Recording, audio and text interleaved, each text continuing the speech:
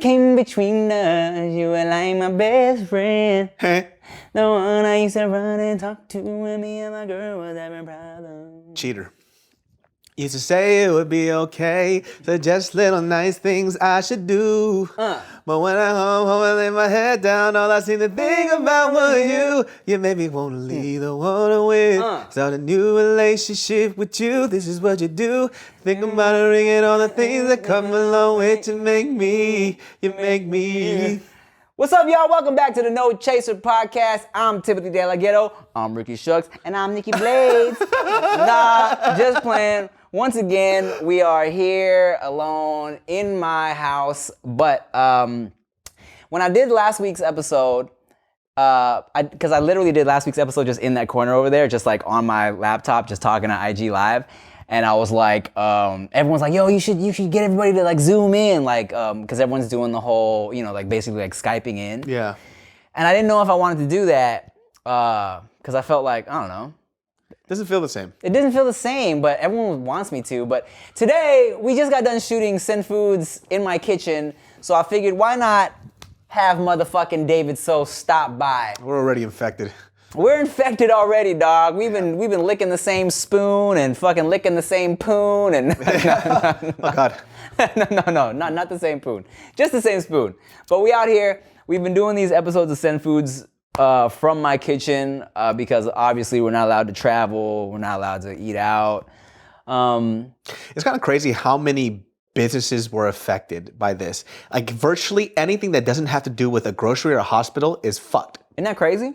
It's because my parents too, they own a Black Beauty Supply store, and for some reason, well, number one, I didn't even want them to work anyways, just because like it's kind of in the hood of South Sacramento, so it's mainly a cash business. And money's the dirtiest fucking thing out there. And then my mom, I know she'd be touching her fucking old ass face all the time. So I was like, hey, like, why don't you just close the store down for a couple of weeks? But she told me that either way, that they forced her to close, and now they're closed till the 7th of May, dude. Word. Forced. Did you hear about the unemployment statistic that just came out recently? Over 3 million people have filed for unemployment in the United States. 3 million. It was 1 million when I heard it, like when I retweeted 1 million like a week or so ago, and like 2 days ago I read 3 million people now. The stimulus check thing is going to happen though, right? It was passed. I'm hearing it's 100% going to happen, yeah. They have to. Like there's no choice. Like it's a global pandemic. Basically nobody is working. Yeah. And if you are working, you're getting a pay cut. I know. Like literally, I mean, even like, you know, I mean, we're pretty fortunate, you know what I'm saying? Cause like normally when I'm uploading on my YouTube channel, I try to space out my uploads. You know what I'm saying? I'm like, okay, I upload the podcast this day. I'll give this like a few days before I upload like a mukbang. But now I'm like, fuck it, man. I've just been throwing all types of content out there. I made 3 videos in 3 days. Yeah. That's the most videos I've made in the last 2 years. Like I don't make YouTube content anymore. I was like, that's when you know I'm going fucking crazy, where I don't have a creative outlet anymore. So I have to create something.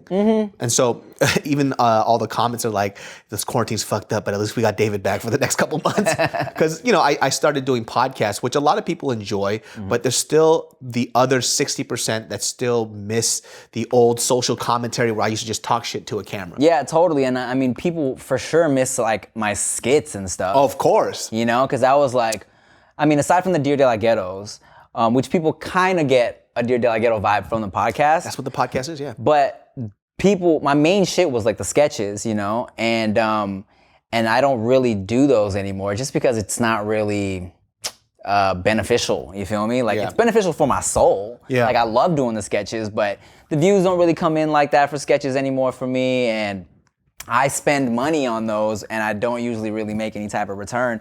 So the podcast is really the only thing I was doing last year, and now there it is. Whoop, there it is. And now, you know, like I have a consistent amount of people that tune in for the podcast or whatever. But when I did that diss track towards Chia, I feel like people were so thirsty for any type of thing that was like a funny short form content from me. It got like decent. It got like some of the best views I've gotten in a minute. It's almost at like 300,000 views. I was like, oh shit. Yeah. Which is kind of crazy.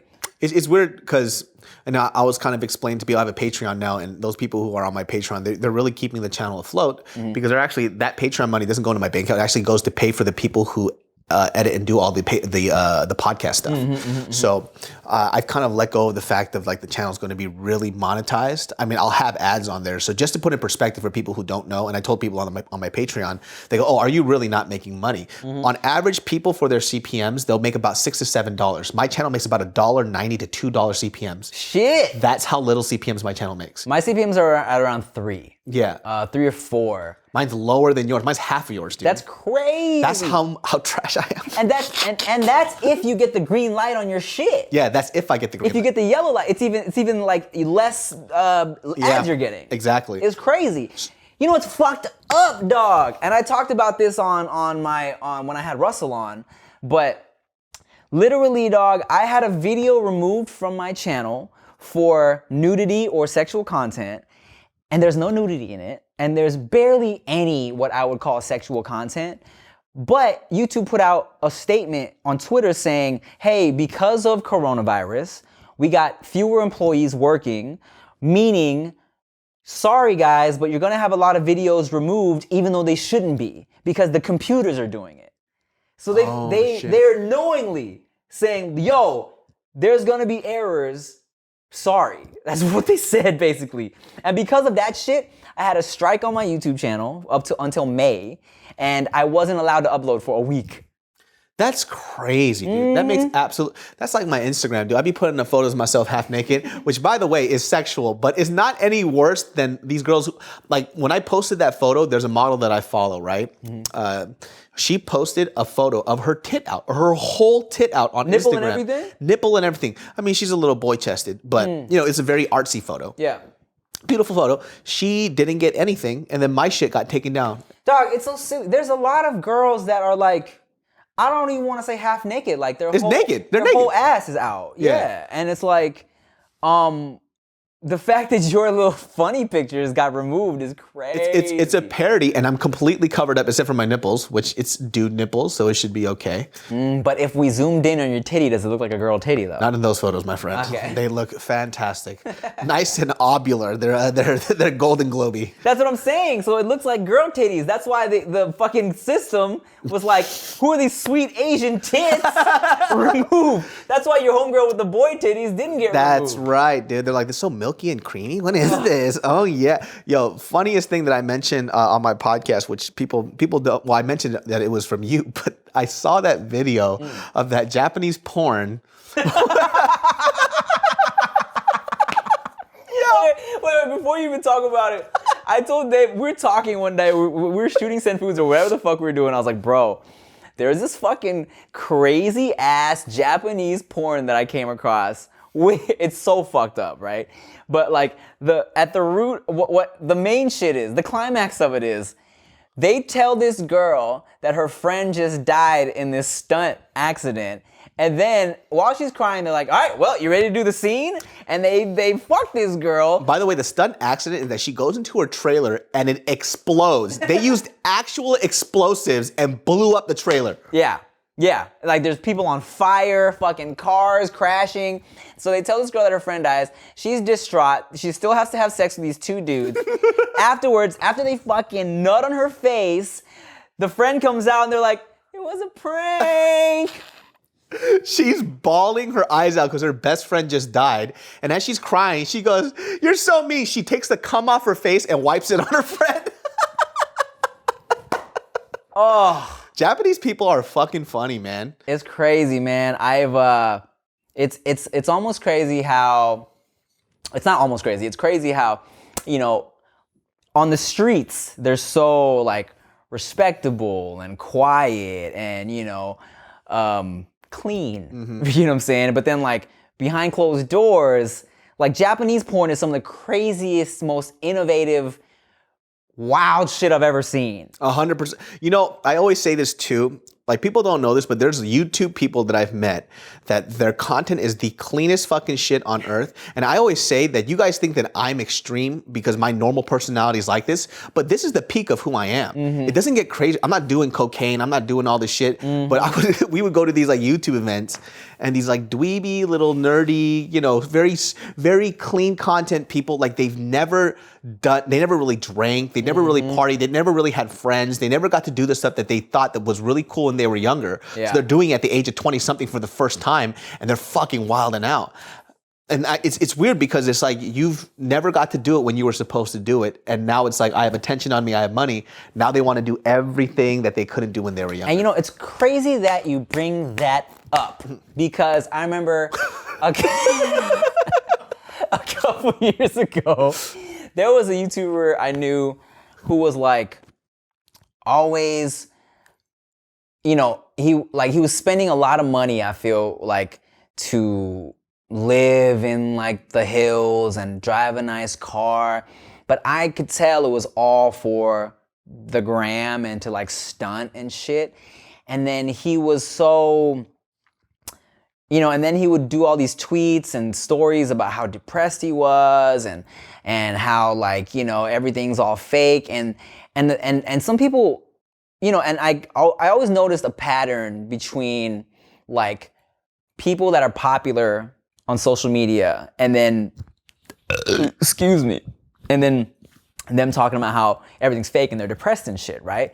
And I realized that a lot of these people, especially YouTubers, right? Because a lot of people that are popular on YouTube are kind of like faking being cool, you know what I'm saying? Because to sit in your room and talk to a video camera all day, you're kind of weird. You know what I'm saying? Like, we're all weird, you feel me? And it's like, but you and me, we're weird, but also like we grew up with social skills. Like, we had friends, you know what I'm saying?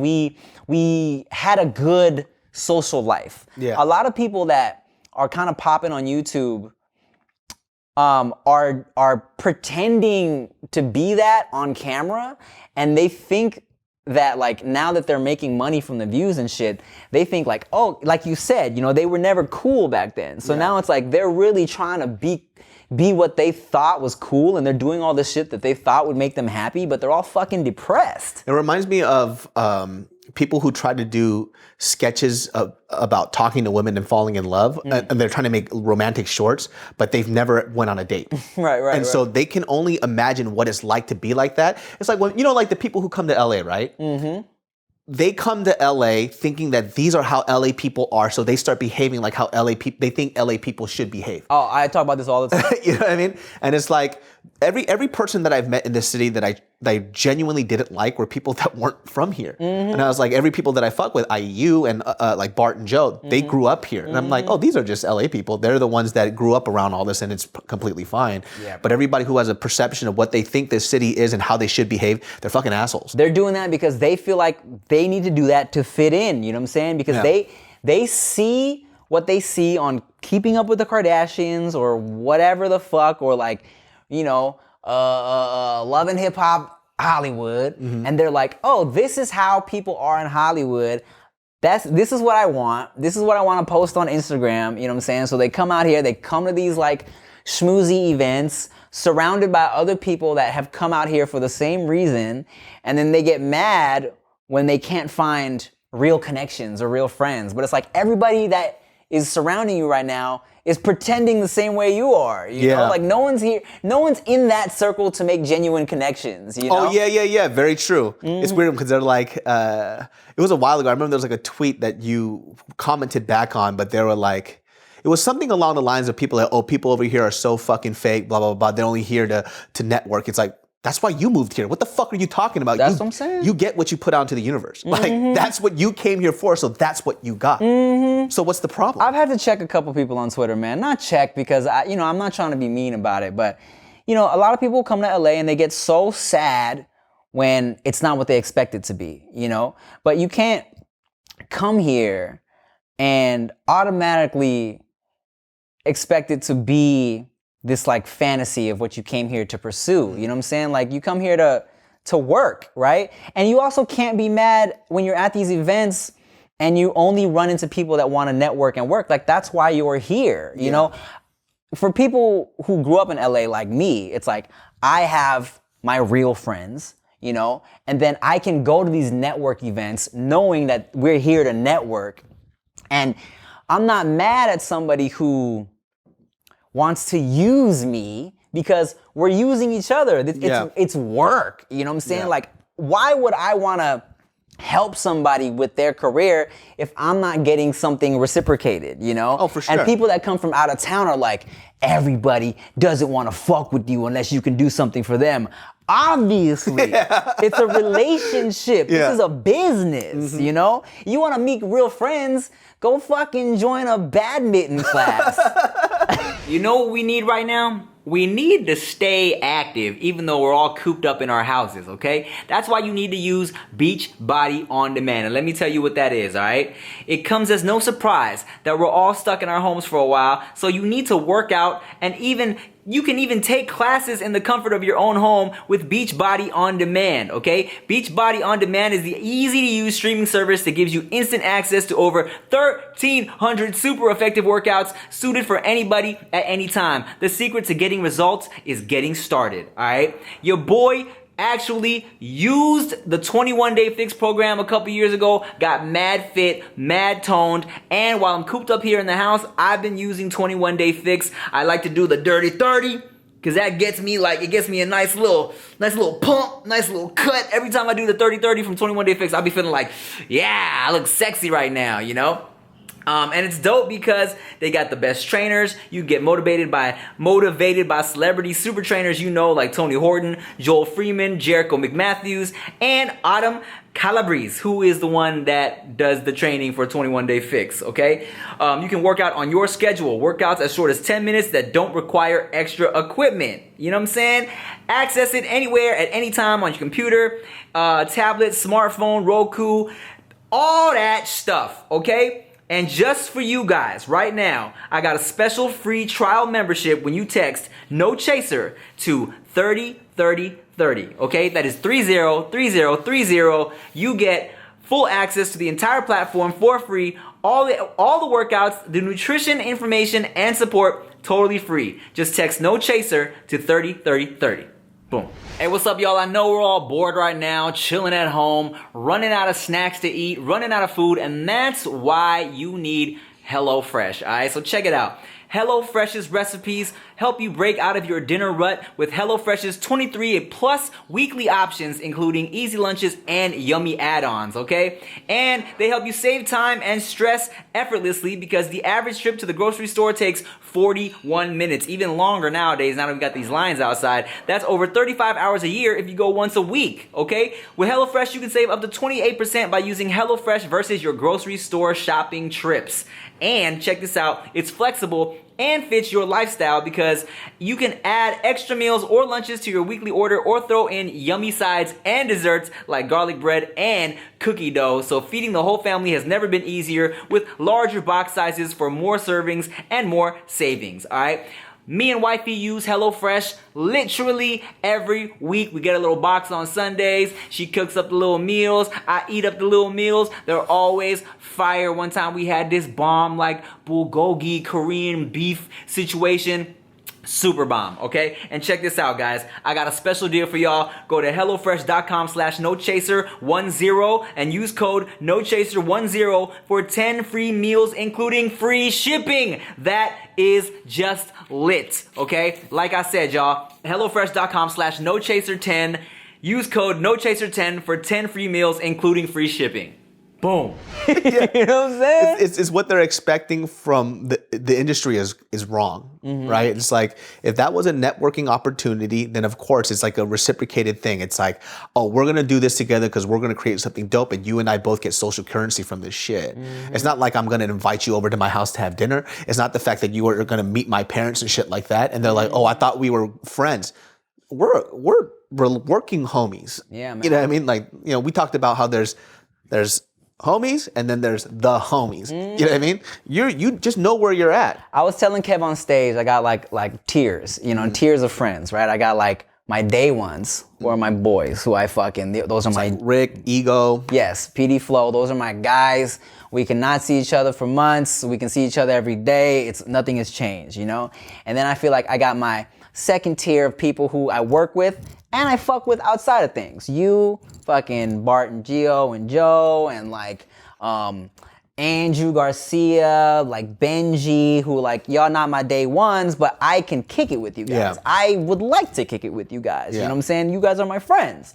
And then I got like the people who are like a lot of people who's tier 3 who's like, yeah, we can go out, get drunk at events. Like we can small talk, schmooze, like we can talk, but like that's all it is and that's what it is and that's fine. Yeah. You know what I'm saying? And there's nothing fake about that. Am I gonna invite you over to my house for dinner? No. Yeah. Like I don't want you over here. I did a podcast where we were talking about how sometimes when Joe and I do this segment where people ask for advice and we kind of break down a story that they tell us. And so there's a trend that I realized that a lot of, I think like our millennial group does a lot, where they kind of, I guess like the saying would be like, fuck on the first date. They expect these friendships to be on point, like how they see in TV or how like these friendships takes years over time to develop. And they meet somebody and they're like, oh, they're not I can't believe they did that shit. That's so fake of them. It's like, you don't even know them. Exactly. You haven't been around them long enough to know who they really are. So of course they did that shit. So what are you expecting out of this friendship, right? It's like, just know what that relationship is. It's like, things take a lot of fucking time to develop. So when I have my best friend is in Sacramento, right? His name is Gabo. He's a doctor now, physician, whatever. We grew up in the same neighborhood. They've seen him on the podcast, like, oh, like you guys laugh about everything together. It's like, because we know every little fucking thing about each other. It's like, it just makes sense. I've been around him now for like fucking 14 years. Yeah. So yeah, you are not going to have that friendship that I have with Gabo. He's been there with me since day one. It's like you and Ego and PD Flow and all of them. There's history with that. And they're like, well, you know, I thought we were homies. You're not that homie. Right. You know what I mean? We barely really know each other like that. And you give all your emotional expectation out of what you think a solid friendship is with people that you just met. Silly. You know what I love about Chia, bro?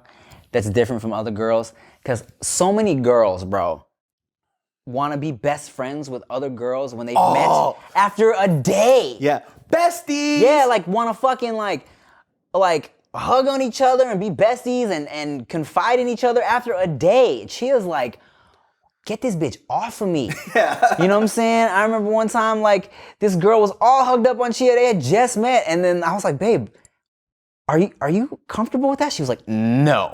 That was weird. I'm like, and that's why I always tell people, like, me and Chia get along so well because we equally hate everybody.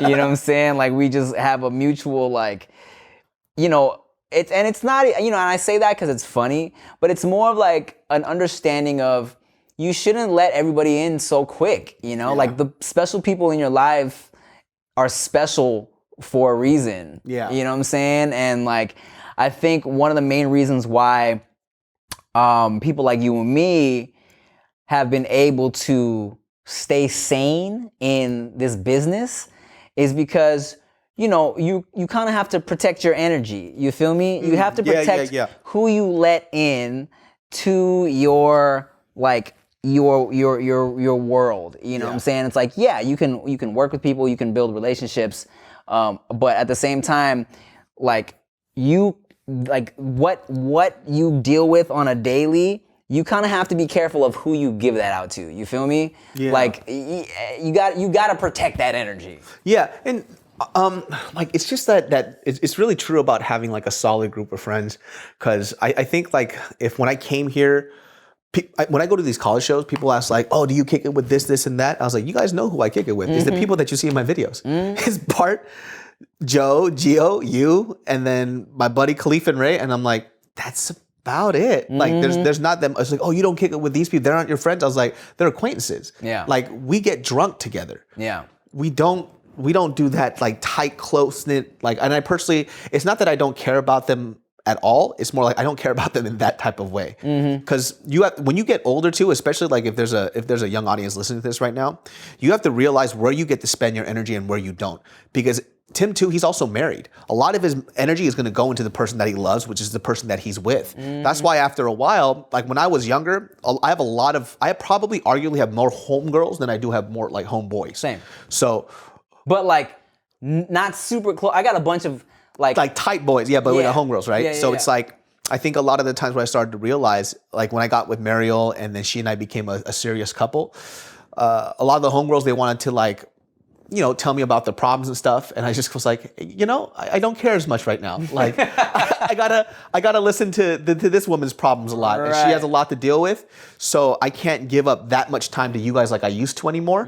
I was like, I still love you, and I'll still listen to you, but you can't use me as your emotional like shoulder all the time now. Yeah. And that's where you start to learn when you're older. When you navigate, it's like, where can I place my energy correctly, right? It's like these people get this allotted amount, and these people will get this allotted amount. Because you only have so much of it. You know what I'm saying? And speaking of picking and choosing friends, bro, you got a wedding coming up eventually. Right.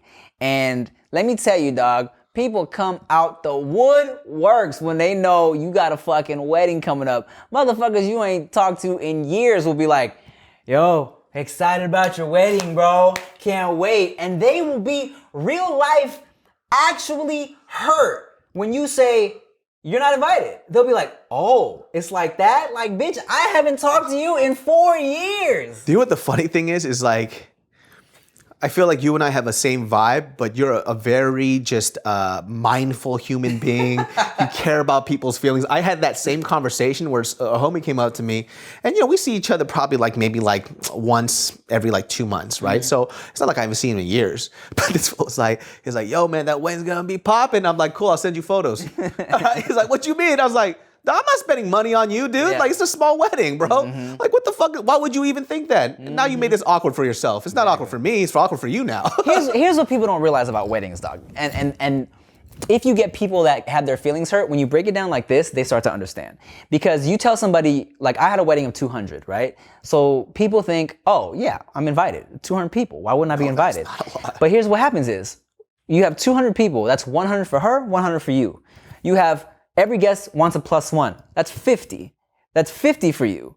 And then you think your whole fucking family wants to come. So you got cousins, you got aunties, and then after all of them, and sometimes they got kids, you feel me? So it's like 30 people. So you can invite 20 to 30 people. Yeah. And that's really it, And so when you tell people like that, they're like, oh. Because I really had people, I had to tell them, look, man, I gauged my wedding invites on real life FaceTime. You know what I'm saying? If I've kicked it with you, if I hang out with you face to face, then you potentially fall in the ranks of somebody who could get invited to my wedding, And there were people who literally, I never hang out with, who I hadn't seen in a minute, who were shocked when they weren't invited to my wedding. Why are you shocked?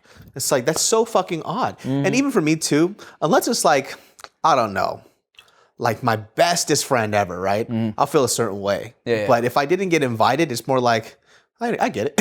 We'll still kick it. We're still friends. It's just, that shit costs money. It's on your dime. It's your day. They don't realize it's you're paying for a date for 100 people. You know what I'm saying? Dinner, dancing, fucking open bar. The open bar is going to be expensive. Are you going to have open bar?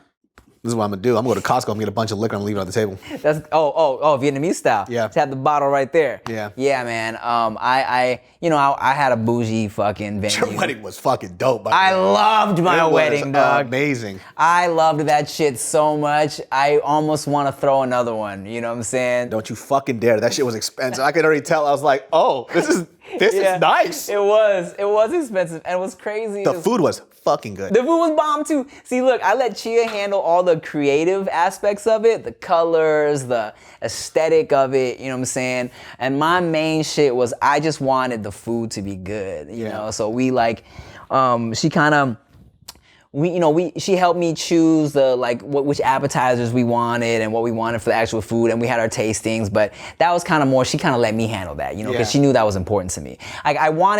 Ideally, I kind of wanted there to be, it would have been nice to have something from our cultures there, if there was some Thai food there, or some pupusas, or some type of Eritrean shit, but sometimes with the bougier venues, the way they get you for the money too is they say you have to have their caterers and their chefs and stuff. Oh, I thought you were. They say you have to have their chefs and stuff, but it's and it's good. It's just expensive. That's literally what doubled the cost. Like they tell you one number for the venue, and you're like, oh, that's not bad. And then you have to pick their food, and then if you want open bar, it's this and that. So then it literally, the cost of that shit made it almost double of what I originally thought the price was gonna be. That's because when Mary and I were talking about it now, and then we were thinking about like a pretty dope wedding. And I think Mariel is just so stressed out about it. She goes, I don't care anymore. she's like, we're just gonna get a venue. We're gonna get a bunch of good food, drinks, and then good music, and then everybody's just gonna party. I was like, that sounds better. I was like, we'll just do a really tiny ass wedding, and then we'll just have a fun party. And it's cheaper that way. It's way more fun. And I was thinking about just having like my favorite foods there, her favorite foods. It'll be like, I'll get like my favorite taco spot to cater. You had the In-N-Out truck. I shit might get an In-N-Out truck there, and then another truck venue and a dessert venue, and then leave it at that. In-N-Out truck wasn't even as expensive as you would think it was. Oh, really? Yeah, it was like literally for a party of 200 for a little 2-hour window whenever they came, it was like 2 G's. What? Yeah. Like between 2 and 3 G's. That's amazing. Yeah. That's why I was pleasantly surprised. Okay. In-N-Out truck is for sure. Yeah, dude. Oh, it's perfect, dog. After you have that original like little reception dinner, and then after like 2 hours of everyone dancing, when that In-N-Out truck pulls up at like 10, 11, everyone's like, yes! It was fucking fun, man. The desserts were hella good too. The churro, the ice cream. Yeah. Okay, so that was when, that was the time we kind of wanted to finesse, like I had a little bit of me in there because there was like Thai tea ice cream. I don't know if you remember. I ate all of them. It was great. Wasn't it great? I look back on that day with fond memories, man. You want to hear a funny fucking story? So, have I ever told you the story about my homie's girl that died and came back to life in Vegas? No. Okay. So, let me tell you. So 1 year in Vegas, this was years ago, before I was even with Chia. We all went to Vegas, me and the homies, and it was New Year's, and one of my boys, he brought this girl he was like talking to, you know what I'm saying? And and we kind of split up from, like the groups split up. After we had taken these giant Patron shots at Senior Frogs. I'm talking about like glass, like these are like this big. The Vegas shots. The Vegas shots, dog. So we kind of went our separate ways. I was with like Rick and whoever else. Maybe, I don't know. I think Super Ego might have been with that homies group, but we split off, right? Anyways, we find out the next day that what happened was, because during New Year's they close off the strip, so people are just walking on the strip, drunk and shit, walking around. So they were both drunk, and she's like kind of like passed out, this girl. So my boy was like, I'ma carry you back to your hotel room, all right? He picks her up, trying to walk back to the hotel room, but he's fucked up too. So he drops her on accident. She hits her head on the concrete, knocks out, she's out. They call the paramedics or whatever, go to the hospital. When they get to the hospital, they're like, she's dead. She's pronounced dead. But they resuscitate her, bring her back to life, patch her up with a bandage or whatever, and she's fine the next day. We all went out the next day, went out drinking again, okay? She's cool. They end up being together, have like 2 babies, all right? So I invite them to my wedding. So me and Chia are sitting at our little sweethearts table. I say what's up to my boy, dab him up. I say what's up to her. And I'm like, all right, y'all, have fun. And she's like, not too much fun, you know me. I'm like, yeah, I wasn't gonna say anything, but yeah, whatever. We laugh, it's fine. Try not to die again. We everything's cool, like we laugh, whatever, right? Later that night, my homegirl is like, yo, Tim, some girl is in the bathroom throwing up, passed out in the bathroom floor. It's her. Oh my The same girl. God. Paramedics come again that night. At the end of the night, bro, when they were kicking everybody out, fucking paramedics came for her. Are you fucking kidding me? No, I swear. I'm like, me and Chia are like, fucking picking up, like, looking at flowers and shit, saying goodbye to people. I see the paramedic lights flashing. I'm like, what the fuck is going on? I'm like, I can't deal with this. We went to bed, but turns out, same shit. Isn't that crazy? Why she drink so much? I don't know, man. I feel like maybe she just hadn't gone out for a long time because they had kids and shit, you know? But who drinks to the point they're trying to kill themselves? That's fucking crazy. She's funny, dude. She must be fun. I wish I stayed a little longer. Oh, man. Oh, you didn't go to my Thai wedding, though. So I was going to tell you what's funny about, sometimes I think about how, like, you know, originally I was going to have my mom cook for my main wedding, but she ended up cooking for the Thai wedding. Yeah. And something happened where the food didn't come out the way she wanted to. She got pissed. She was fucking like just pissed that they didn't do it right or some shit. Oh, really? But that's beside the point. The food was still fire. So as me and Chia were leaving the Thai wedding, her Thai outfit was popping, by the way. Shit looked dope. As we're leaving Thai wedding, there's like this one couple dancing out there. And mind you, my Thai wedding was 90% people I did not know. These are all like my dad's friends, relatives, shit like that. All his old Thai homies.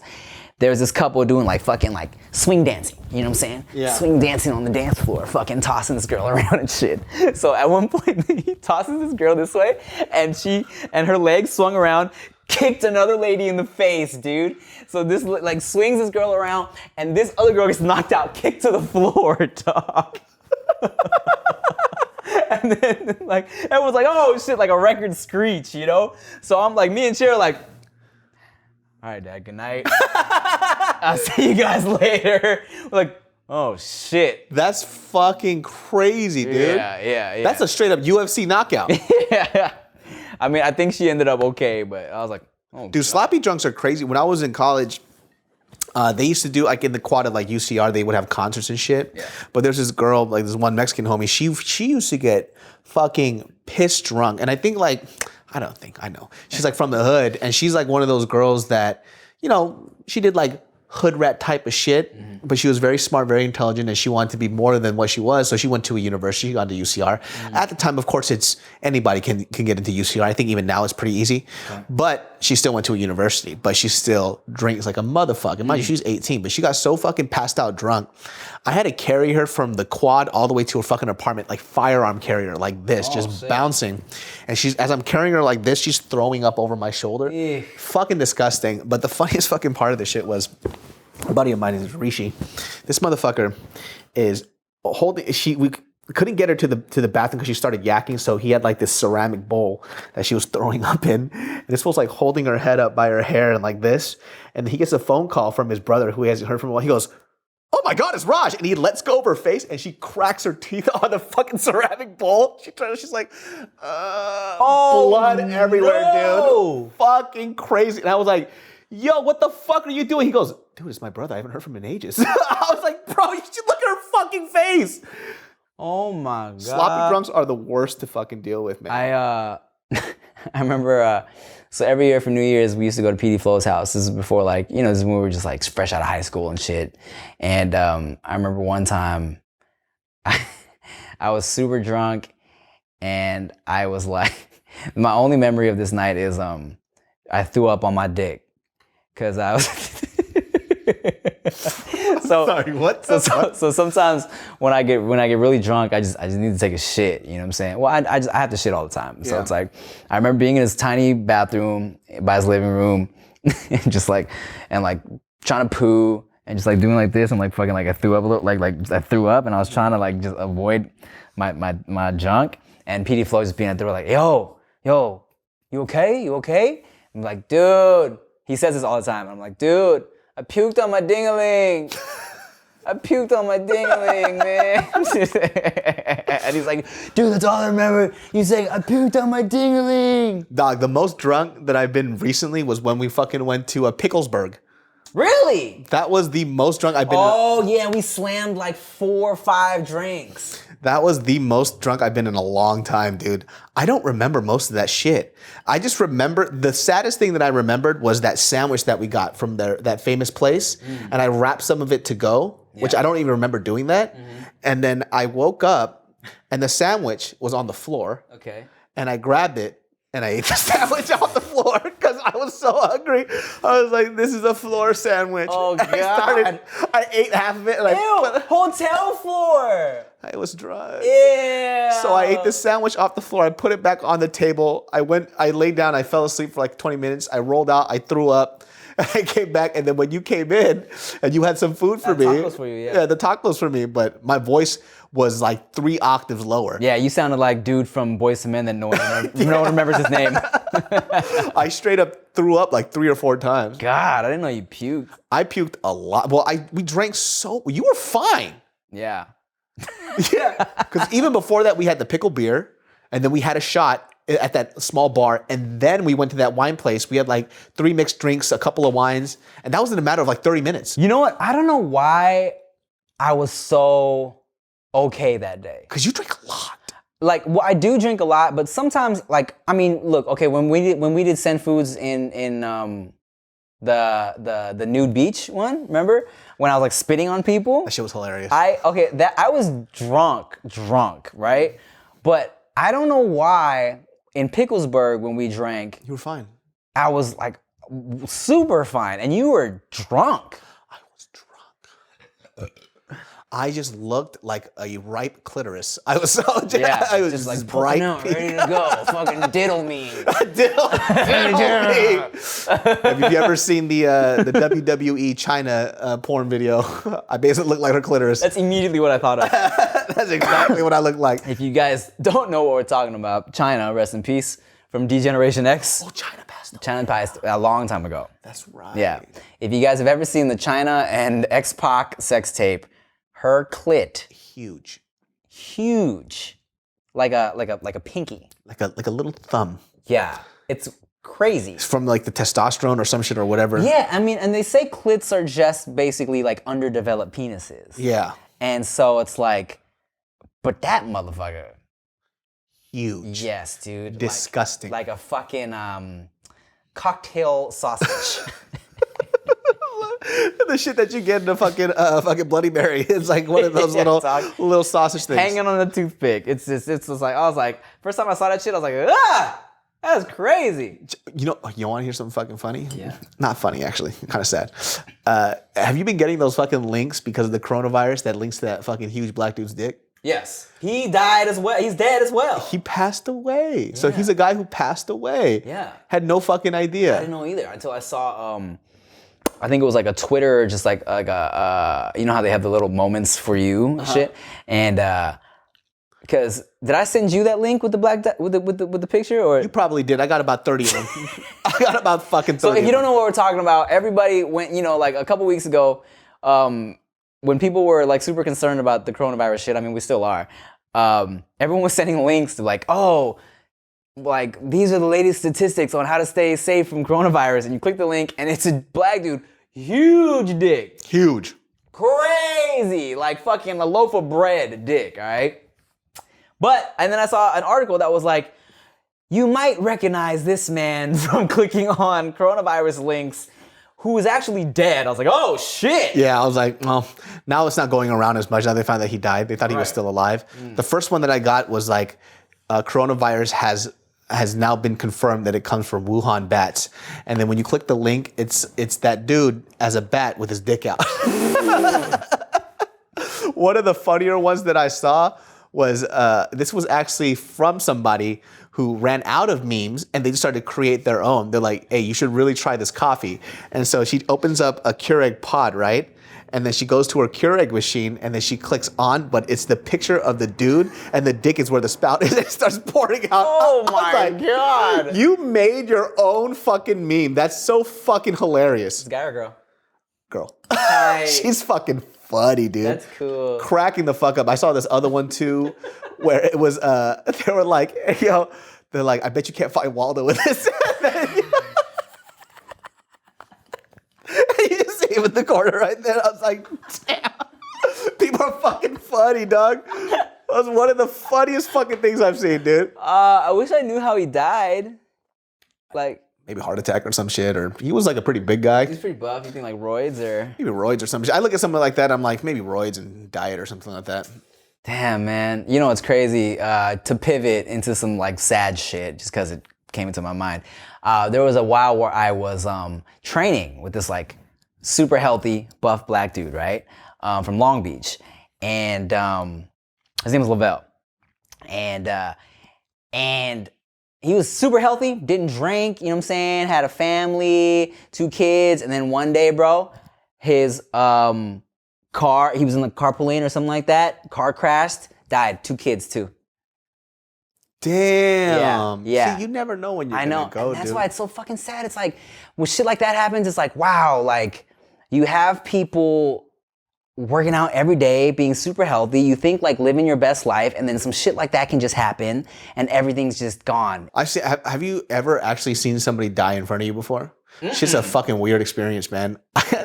This is kind of funny too, I guess, because this was when I was in Sacramento, really big. It wasn't as big as I got when I was in LA, but I was like, yo, I want to get back to being fit again. So it was the first day back I came to the gym. It was like in January, and I was jogging, and this older man next to me was jogging, has a fucking heart attack, falls off the treadmill, comes in, has a heart attack, and fucking croaks right next to me. My first day back in the gym in January. Wow. And I said, God, thy will be done. I will not work out.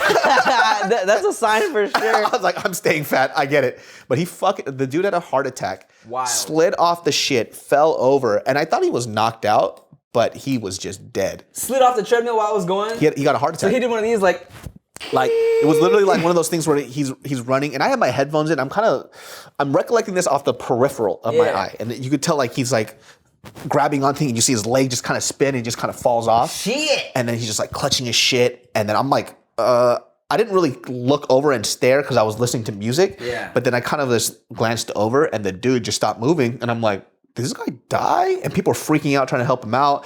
And then we just waited around, like paramedics came, and he died. Damn. Heart attack. Bro, I told this, that reminds me of this story. I told it on JK News recently, but so in my junior year of high school, everyone was like, there was rumors going around that something had happened to one of the teachers. Like a teacher had like something happened. They don't know if he had a seizure or he fucking passed out or what. But the story was that one of the teachers had fucking like had some type of seizure, and then he hit his head on like a desk, and then he passed out, and people didn't know if he was dead or what happened, right? So it's all kind of like, at like school's over, it's like a few minutes after school, everyone's still kind of around campus, right?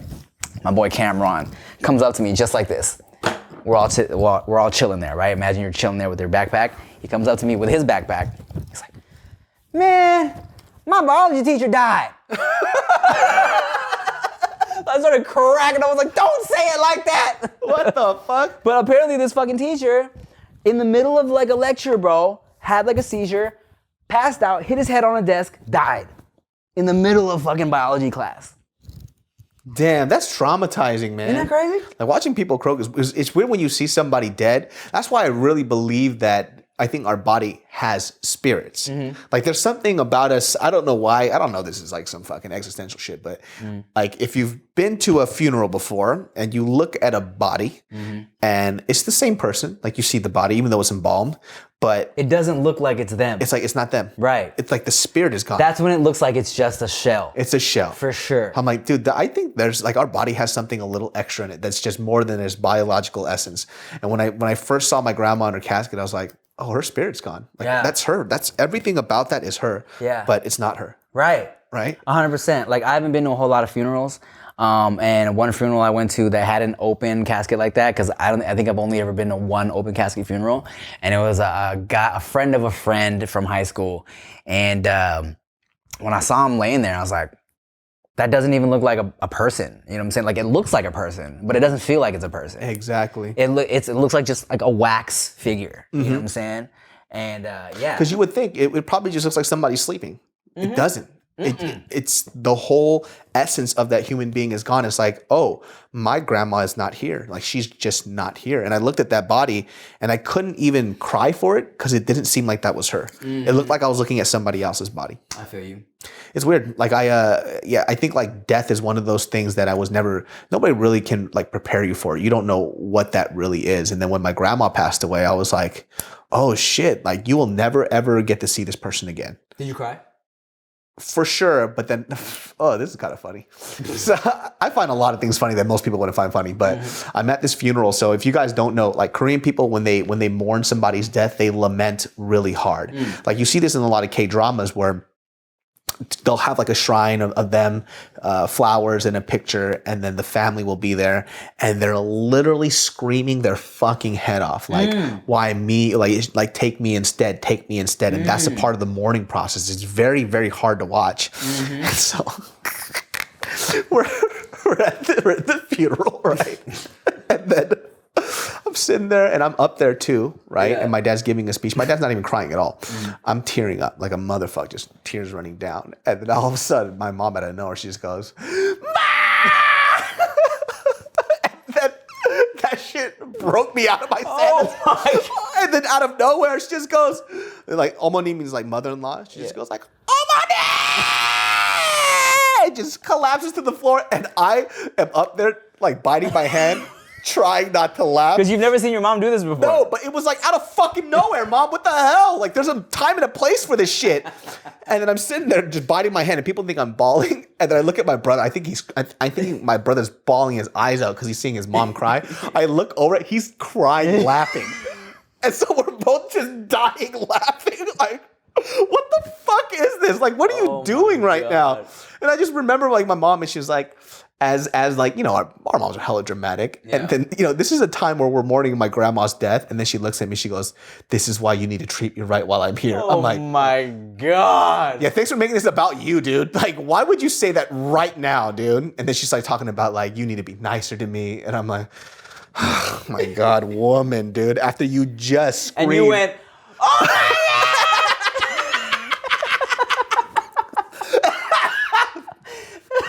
Than that. I just fucking clung to her ankles.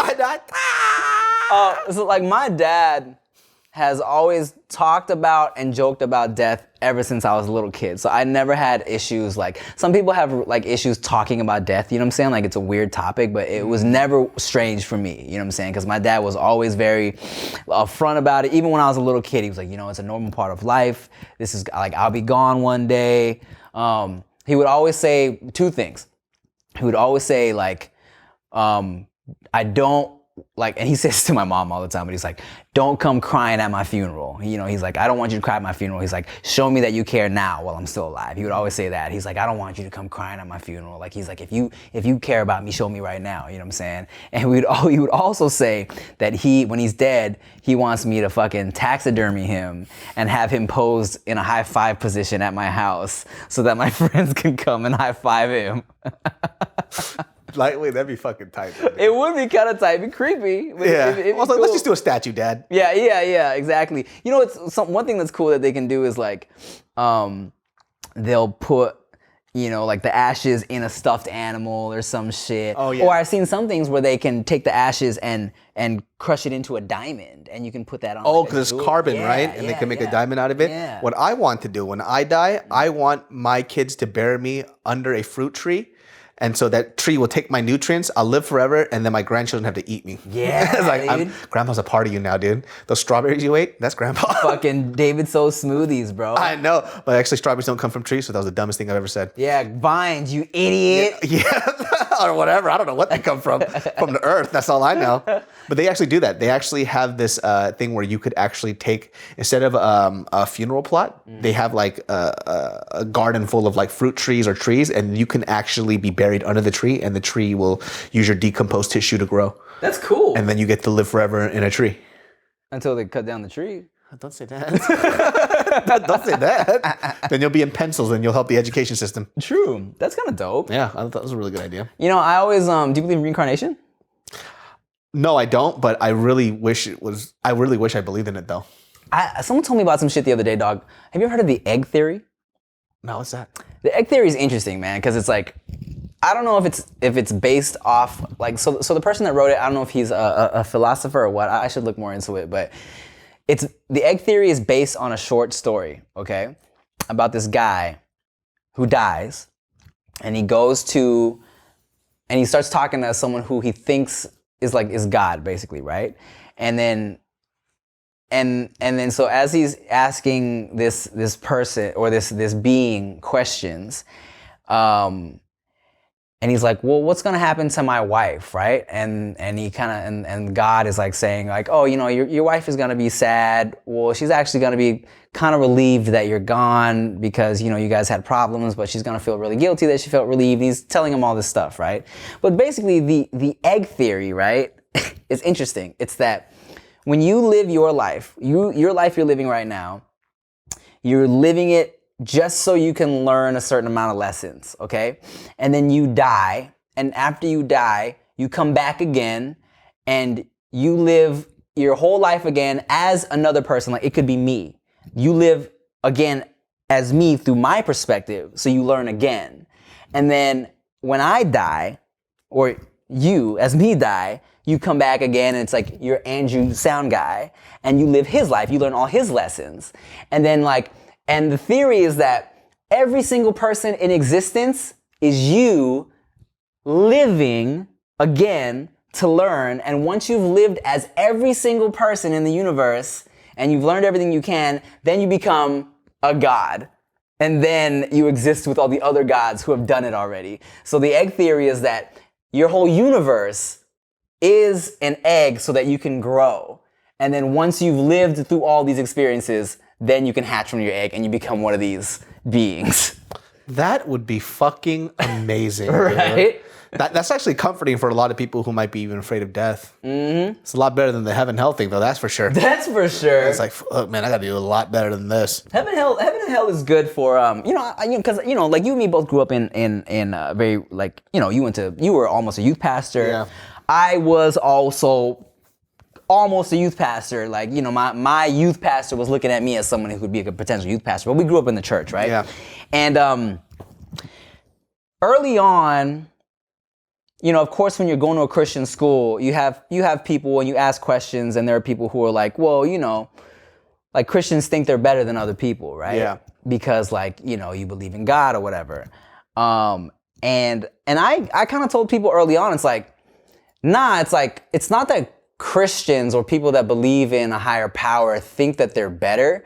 It's because, like, we all fuck up. You know what I'm saying? Everybody is fucked up and does fucked up things. But I think the difference is, and what I think is the good part of Christianity, right, is that we all fuck up, but Christians acknowledge that it's wrong when they fuck up. Yeah, you know what I'm saying? yeah. It's like, you know, like, yeah, there's a negative thing about, like, it feels like you're scaring people into being good, because, like, if you're not a good person, you go to hell and shit. But at the same time, I feel like it's good because you know, it helps keep yourself in check. Yeah. You gotta think about sometimes, like, yeah, there are consequences to my actions, just like there should be. Yeah, and I think, like, the opposite of that is, like, Christianity doesn't have this concept of I'm better than you. It's more like we're all equal. We're all one. Mm-hmm. And I think, like, that's the hard part. It's where sometimes with certain people of the religion, they like to damn people a lot. Like, you're going to hell. You know, you're going to this, you're going to that. But then like the ones that I grew up around with, is more like, hey, like, I have something that's going really good in my life that makes me a happy person. Like, if I want to share that with you. I want to share this joy with you, right? And it's like, if you don't share it, then it's like they almost feel like they're doing a disservice to people that they care about, right, if they don't at least try to tell them about something that makes their life better. Right. But then we obviously have the same people who are throwing out the picket fence of, like, you know, fucking Jews, gays, and fags are all going to burn in hell. Yeah. You know, which I saw quite a few of those on the college campus. Yeah, and that's where you just, you know, I keep this mentality through life too. It's like, it's not about what you say, it's how you say it. Mm-hmm. You know what I'm saying? It's like, when you got the guy holding up the signs saying you're gonna go to hell, it's like, bro, no one wants to join your club. Yeah, you're fucking annoying like that. Completely. You're so fucking annoying, dude. Like, what are you gonna do with that? Like, how is that? Like, has a gay person ever walked by you and was like, I had no fucking idea? You're right. Yeah. Dude, oh my God. When's the next service? Like, Let me know. Nobody told me this. Yeah. I'm going to, okay. Yeah. Okay, you're right. No more penis for me. Did I ever tell you that my junior high Bible teacher thought I was gay? Oh. I ever tell you this? Why? I think I've told this on the podcast, but a lot of you motherfuckers, you know, it's annoying. Quick side tangent. I've been doing the podcast for 1.5 years now, and I still get comments who are like, whoa, when'd you get a podcast, bro? Or I just put up a mukbang with Nikki Blades, and a motherfucker was like, wow, I've never heard of Nikki Blades before, but she seems cool. I'm going to follow. Literally, bruh. I've been putting up an episode of my podcast every week with Nikki Blades and Rick. Like, where have y'all been? Are you dumb? But, okay, so when I was in junior high, I remember, I was going to Christian school, and I had just watched an MTV, Diary of MTV, like, where it was like, it was about, this episode in particular was about these super Christian dudes, grew up in the church, but they were gay. And it was their whole struggle of like, I really love God, I love Christianity, pero like, yo soy joto. Yeah, yo soy joto. What do I do? Yo soy joto. Yo soy joto, man. What the hell? So I was helping my Bible teacher clean up her classroom one day, because I was a good student, you know what I'm saying? And I was like, hey, can I ask you a question? Because earlier that day, actually, somebody had asked her, because I think certain Catholics believe that divorce is even a sin, So he was like, this kid in my class was like, yo, my parents got divorced. Is that a sin? I heard it was a sin. And she was kind of like, well, times are different now. Like, God will understand, if your parents got a divorce. Like, times are different now than when that rule was written. So I'm like, oh, I just watched this MTV special. So I asked my Bible teacher, hey, so earlier you said that times have changed and God understands that people might get divorced now. How about the gay people that are growing up in a society that's more accepting of them and they love God? How about them? And is that okay? And she's like, no. I was like, oh. Okay. All right. Oh, all right, cool. Whatever. So I go back to cleaning up backpacks or whatever. And then she comes up to me. She's like, Tim, are you having an identity crisis? I'm like, I'm not gay. I'll fuck you right now. No. Then you whipped out her dick and you put it on her leg. Yeah, look at this. Yeah. And I was like, I'll fuck you right now, Miss Jenkins. And I was like, nah, man, I'm not gay. Like, I was just I was curious, Yeah. But I always just, I don't even know why I brought up that story, but yeah. That's fucking hilarious, dude. Let's make a note to bleep her name.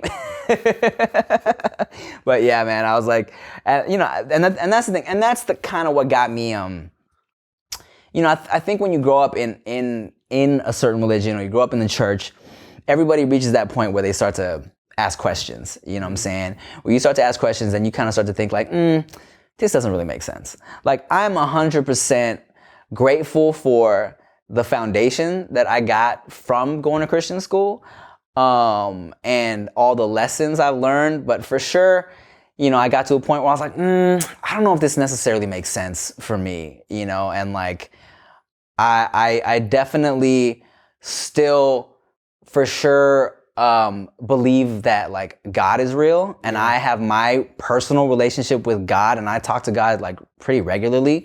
But in terms of religion and the specific rules and like regulations that come with it, I'm kind of like, I don't know if I believe a lot of this. You know what I'm saying? I have a buddy of mine who he was like pretty like hardcore Christian, or he says he is, right? But I know that motherfucker did some devilish shit, right?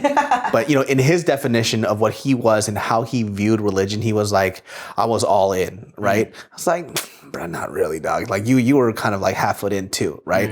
And like he was asking me, he goes like, well, you grew up in a Christian household, you say you're Christian, right? But I guess he's like saying like definitively, like you do very non-Christian things. I'm like, yeah, you're right? And he goes like, well, in the Bible they said like you can't be a lukewarm Christian, right? You're either all in or you're all out. I was like, that's true too. I was like, here's my thing about it too. I was like, so you're not a Christian anymore, right? Like you arguably might even like resent that you feel like you wasted your life being a Christian, right? And I was like, nobody told you to do it like that. I was like, you decided to do it that way. I was like, for me, if I have to live the way that I do, but I still get to keep the values of my Christian upbringing, I'll take that over not having it at all. Yeah. I don't have to do it that way. Just like for me, I had sex before I got married, right? And there's people who have sex before they're married and they still stay Christian, and nobody questions that shit anymore. People don't question that. But now for me, it's like if I curse, I do all this other stuff, it's like, well, now you're a lukewarm Christian. I was like, where do we draw the line? I think it's so silly. Like the lukewarm Christian shit, because I remember hearing that too, right? Yeah. And I think here's where I was like, I can't go off of what the Bible is saying. Yeah. Because for me, I was looking like, if God is omniscient, all-powerful, creator of everything, God is love, right? Then he can't look at everything as black and white. You know what I'm saying? Like, for a God to be here the whole time and love all his creations, there's no way he's looking at me standing next to fucking Charles Manson and being like, you know what? Tim jacked off to some crazy Japanese porn and said a cuss word.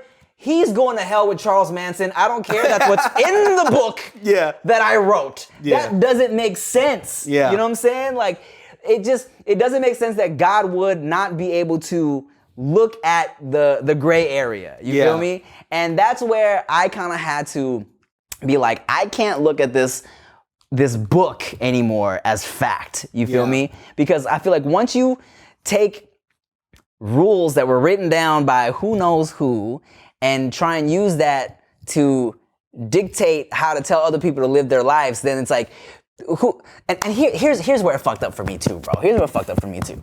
Because I remember even being a little kid and being at home on sick days or whatever and seeing advertisements for the Mormon Bible and thinking like, these guys believe in the same God that I'm being raised to believe in, right? And they're telling me the Bible is God's word. How is it that they got extra books in that shit? Oh, yeah. So it's like, if they got extra books in the Mormon Bible, and I got this Bible I'm reading, and this is God's word, is God saying different things to different people? Like, this doesn't make sense. You know? So that's when I kind of started realizing, like, okay, the Bible is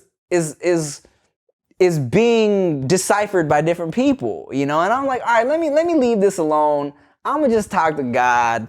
You know what I'm saying? I'm gonna let him tell me what he needs to tell me because I don't know exactly how the Bible's being manipulated. All we gotta do, real talk, man, is just build a time machine, go to Egypt, and see what is popping, dude. I thought you were about to say be good people. Oh, no.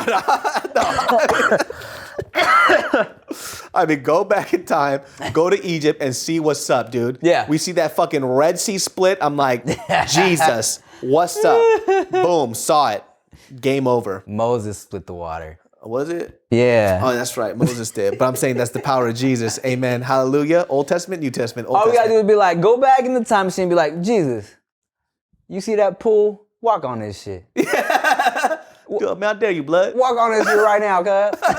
You start see walking on it. I want to see it. I want to see it and be it, cuz. But you know, that's the thing about religion too. Like, is it really religion without faith? Because faith is like the belief in like in the intangible, right? So it's hard when I have that conversation with people. They're like, why do you believe in God? So I don't like it when people ask me that, but they're angry at me. It's like, what did I do to you? Right. 'Cause I didn't do anything to you, bitch. Yeah. Like, what I believe is what I believe. Like, you believe that you can be a fucking asshole, right? And I also believe that I have the right to slap you in your fucking face for asking me like that in the name of the Lord. Sassy. Well, that's the thing about it too, is like, really, I mean, no one was around in the beginning of this shit. You know what I'm saying? So it's like, all of it is what you really want to have faith in, you know? And after watching the Book of Mormon musical, I didn't know this, but like, you know, their whole shit was about like, you know, when they had whoever was, I forget his name, but wait, have you heard of the All-American Prophet, the voice of God?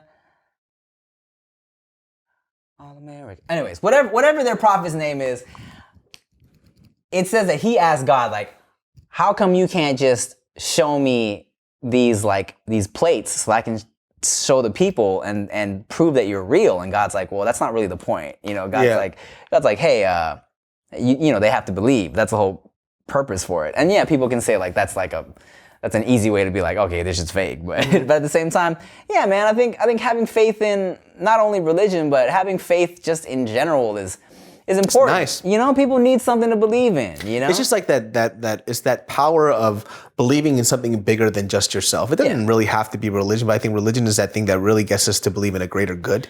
Yeah, man. Exactly. And I've always kind of believed in like in God, and not only God, but also just like there being a balance in the universe. You know, I feel like the universe kind of has its own way to balance itself out. And people always accuse me of not being worried enough about anything and about life. And I was kind of telling them, like, look, man, I just kind of trust that shit's gonna work out. I trust the universe, and shit works out. And people that are super religious will be like, Tim, how can you say that? You know, when I say like thank you to the universe, when I tweet that shit, sometimes they'll be like, don't you mean thank you to God? I'm like, who says God's not the one controlling the universe? You know, I'm just saying there's a balance to this shit, and I believe in it. And I think, you know, if you put good into it, you'll get good back. And see, there's always a yin and a yang. Bad things always happen to me, and good things always happen to him. That's what always happens. It's like I'll lose like a major brand deal, and then I'll read a tweet from Tim as I just got the biggest brand deal ever. I'm like, universe, that's universe, huh?